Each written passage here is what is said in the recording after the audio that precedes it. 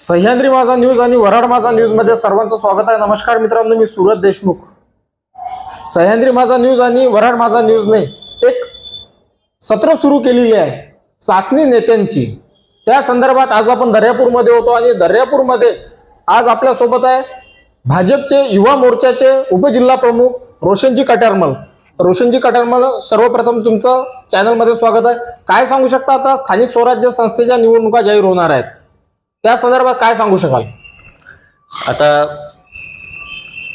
पक्षात आता स्थानिक स्वराज्य संस्थेच्या निवडणूक जेमतेम सप्टेंबर ऑक्टोबरमध्ये असं माहितीप्रमाणे, बाहेरच्या माहितीप्रमाणे असं सांगण्यात आलेलं आहे की सप्टेंबर ऑक्टोबरपर्यंत निवडणुका लागण्याची शक्यता आहे। आणि आमच्या भारतीय जनता पार्टीच्या वतीने संपूर्ण दर्यापूर शहरात नगरपालिका असो, जिल्हा परिषद असो, संपूर्ण आमची तयारी पूर्णतः अशी सुरुवात झालेली आहे, चालू आहे। गेल्या भरपूर कित्येक वर्षापासून मी या पक्षामध्ये काम करतो आणि प्रत्येक प्रभागात बूथ वाईज जाऊन सर्वांच्या भेटी वगैरे आणि त्या बूथवर काय वातावरण आहे, त्या प्रभागात कुठली अडचण आहे, काय आहे, या सर्व गोष्टीचं पूर्ण गांभीर्य घेता सर्व आपल्या इकडून जेवढे प्रयत्न होते तेवढे आपण प्रयत्नही केलेले आहेत। ते चालू आहे सध्या निवडणुकी संदर्भात प्रत्येक बूथ वाईज, प्रभाग वाईज बैठकी सध्या चालू आहेत आमच्या। आता तुम्ही सांगितलेला तयारी सुरू आहे, तुमची तयारी कुठपर्यंत आलेली आहे? आमची तयारी म्हटलं म्हणजे आमची तयारी तर पूर्ण शहरात संपूर्ण सीटा लढवण्याची सध्या पूर्ण भाजपच्या वतीनं तयारी आहे। आणि प्रत्येक प्रभागात आमच्याकडे काही मतलब पक्षातले तर इच्छुक उमेदवार आहेच आणि दुसऱ्या पक्षातलेही काही जे आहेत, नेते आहेत, काही कार्यकर्ते आहेत, आमच्याकडून आमच्या पक्षातून निवडणूक लढवण्यासाठी इच्छुक आहेत। अशी चर्चा आहे की तुम्ही सुद्धा इच्छुक आहे निवडणूक लढवण्याकरता, काय सांगू शकाल? हो, मी सुद्धा इच्छुक आहेच आणि पक्षाने जर संधी दिली तर माझं काम पाहता पक्षात मला असं वाटतं म्हणजे शक्यता आहे संधी देण्याची। पक्षाने जर संधी दिली तर मी येणारी नगरपालिका नगर अध्यक्षपदासाठी लढवण्याकरिता इच्छुक आहे। काय आव्हानं पुढे राहतील? आव्हानं तर भरपूर आहेत। सध्या जेमतेम पाहता नगरपालिका तर सध्या आमच्याच ताब्यात आहे। याच्या आता संपूर्ण शहरातून युवकांची व ज्येष्ठ नागरिकांची अशी मागणी आहे की बा ज्या प्रभागात, ज्या बूथवर मी प्रत्यक्ष भेटी देत आहे त्या सर्वांचा चांगला उत्स्फूर्त प्रतिसाद आहे मग। आणि सर्वांची इच्छा आहे की बा एक युवा पिढीतला एक चांगला कार्यकर्ता जो तळागाळातून काम करते त्यांना संधी मिळायला पाहिजे। म्हणजे सर्वांची इच्छा आहे की बा रोशन तू प्रयत्न कर।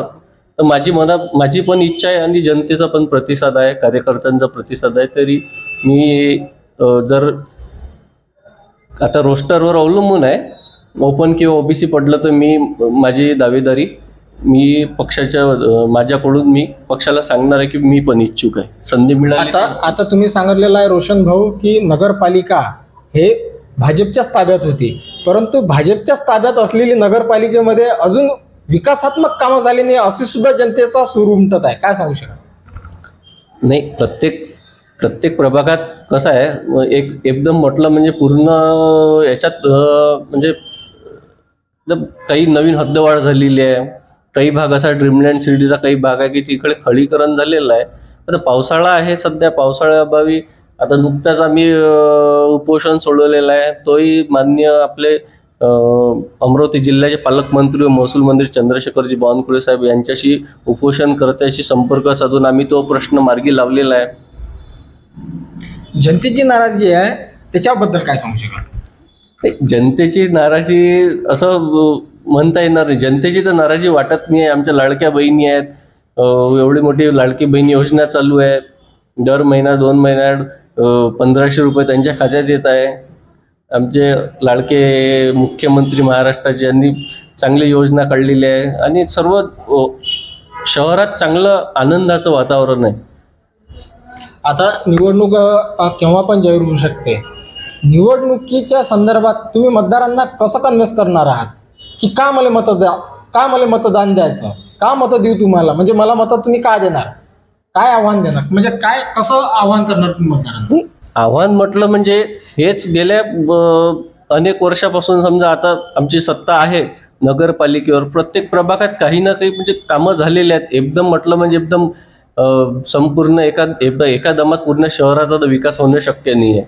प्रत्येक प्रभाग वाईज थोडं थोडं थोडं थोडं काम करणं चालू आहे. जनतेची समाधानी आहे, असं नाही आहे की नाही आहे म्हणून चालू आहे. सध्या कोणती अडचण दर्यापूर शहरातली आणि ते तुम्ही आल्यावर ते निकाली काढणार, कोणती अशी अडचण आहे?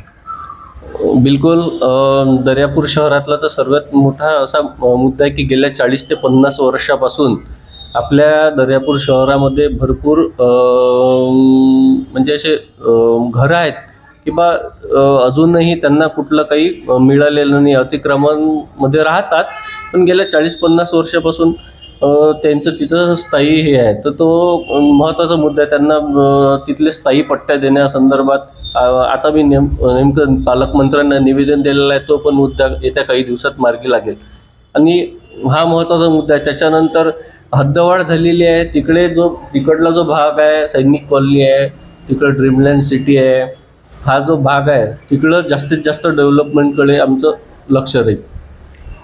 म्हणजे प्रभावी की नाही, इथं भाजपचा वोटर आहे आमचा, असा भाग कुठला आहे ना? बिलकुल आहेच ना. दर्यापूर शहरातला मध्य भाग आहे. त्याच्यानंतर आपलं नारायणनगर, साईनगर आहे, दर्यापूर आहेत. सर्व हिंदुत्ववादी संघटना, सर्व भाजपाच्याच पाठीशी आहेत सध्या. या निवडणुकीमध्ये काय अजेंडा राहील निवडणुकीचा भाजपचा? अजेंडा एकच राहील, विकास. शहराचा, दर्यापूर शहराचा विकास कसा होईल हा अजेंडा तर राहीलच आणि प्रत्येकाचे निराकरण प्रत्येकाचे प्रश्न कसे सुटतील याकडे पूर्ण लक्ष राहील. स्थानिक लोकप्रतिनिधी आहेत, खासदार आहेत, आमदार आहेत, त्यांच्याबद्दल 2 शब्द. खासदार तर आता खासदारांचं असं आहे की कधी दिसतात कधी नाही दिसत. मला तर शहरात कुठलं काम तर खासदारांचं काही दिसलेलं नाही आणि कुठंतरी असे उद्घाटनं करून ठेवलेले आहेत की जिथं कामाला अजून सुरुवातच नाही आहे, म्हणजे काहीच नाही आहे. ते एक नेमकं काम आलेलं आहे की नाही आलं हे जनते संभ्रम माहीत आहे. त्याच्यानं ते त्यांचं तर काही मला असं काही इथं वाटत नाही. राहिले आता आमदार महोदय तर दर्यापूर शहरात तर कुठलं लक्ष आहे की नाही आहे की हरवलेले आहेत हेच महत्त्वाचं आहे की दिसतच नाही ना आमदार आहे की नाही दर्यापूरला, हे समजत नाही. अंजनगावातच राहतात की फक्त मुंबईतच राहतात की काय करतात. रोशन भाऊ, निवडणुका येतात, निवडणुका जातात, पण दर्यापूर तालुक्याचा एक प्रश्न आहे सूतगिरणीचा आणि दुसरा प्रश्न आहे आपल्या शकुंतला रेल्वेचा. हे प्रश्नच राहतात. या प्रश्नाला हात घालताना कोणी दिसत नाही. काय सांगू शकता? नाही सूरज भाऊ, आता तुमच्या माहितीसाठी सांगतो. सूतगिरणीचा प्रश्न माननीय बोंडे साहेबांनी आणि बाकी आपले इथले काही नेते आहेत, आमदार आहेत,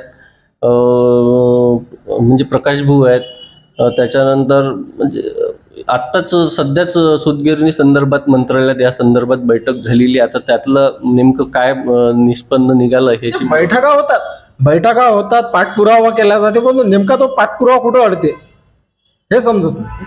पाठपुरावा म्हटलं म्हणजे आता कुठं त्या गोष्टीला, त्या विषयाला गती मिळाली आहे आणि सध्या आता ज्या झालेल्या बैठकीत असं पॉझिटिव्ह बैठक झालेली आहे. त्यानंतर आता समजेल आपल्याला. आमची पण इच्छा आहे आणि भरपूर वर्षापासून एवढं बंद पडलेली सूतगिरणी आहे, तिथं ते जर चालू झाली तर इथल्या नागरिकांना रोजगार मिळते. त्याच्यानंतर मी लक्ष देत आहे तोपर्यंत म्हणजे शहरात MIDC आहे, दर्यापूर शहरात MIDC आहे, तिथं कुठले तरी उद्योग, मोठा चांगला एक उद्योग आला पाहिजे. त्या संदर्भात माननीय खासदार रोशन भाऊ, तुमचं MIDCच्या संदर्भातला विषय बरोबर आहे, पण MIDCची जागेवर सुद्धा अतिक्रमण झालेलं आहे. मग MIDC येईन कुठून? नाही, अतिक्रमण म्हणजे काही भाग होत म्हणजे हडपलेली आहे ती जागा.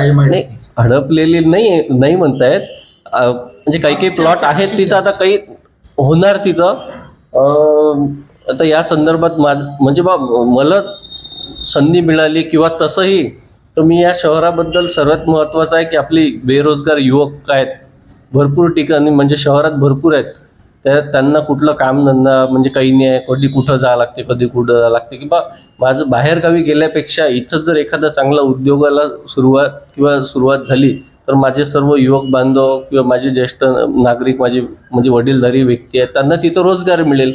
त्या संदर्भात मी आता नुकताच काही दिवसा अगोदर मी याचा म्हणजे आता पूर्ण पत्र म्हणजे वगैरे तयार आहे माझं. मी येणार आता या बावनकुळे साहेबांचा पालकमंत्र्यांचा तिथं आता उद्याला दौरा आहे, मी त्या संदर्भात पाठपुरावा करत आहे. मी त्यांना निवेदन देऊन इथं कुठं काहीतरी एखादा उद्योग आणून इथल्या युवकांना रोजगार मिळेल असं काहीतरी एखादा उद्योग ते सुरुवात करावा. त्यासाठी शेवटचा प्रश्न, मतदारांना काय आवाहन करणार? मतदारांना एकच आवाहन करणार, येणाऱ्या नगरपालिकेमध्ये संपूर्ण ताकदीनं आमच्या भारतीय जनता पार्टीचा जो कोणी उमेदवार असेल, मी असेल, म्हणजे मला संधी मिळाली तर मी, किंवा अजून कोणी आहे, माझी अजून कोणी राहू शकते, म्हणजे पक्षातल्या कुठल्याही व्यक्तीला संधी मिळाली, माझ्यासारखा युवकाला मिळाली तर ते नक्कीच या दर्यापूर शहराला एक चांगलं विकासात्मक धोरण देणारं राहील. नक्कीच सह्याद्री माझा न्यूज आणि वऱ्हाड माझा न्यूजने एक सत्र सुरू केलेलं आहे परीक्षा नेत्यांची. त्या संदर्भात आज आपल्यासोबत होते भाजप युवा मोर्चाचे उपजिल्हा प्रमुख रोशन भाऊ कटारमल. अनेक विषयावर त्यांच्या संदर्भात आपण चर्चा केली, अनेक विषयांचे प्रश्न आपण त्यांना केले आणि आपल्याला हवे ते उत्तर आपण त्यांच्याकडून वेधून घेतले. मित्रांनो, तुम्हाला आमचा हा व्हिडिओ कसा वाटला नक्कीच आम्हाला कमेंट बॉक्समध्ये कळवा आणि जुळून राहा. सह्याद्री माझा न्यूज आणि वऱ्हाड माझा न्यूज करिता सुरत देशमुख सह रवी नवलकार दर्यापूर.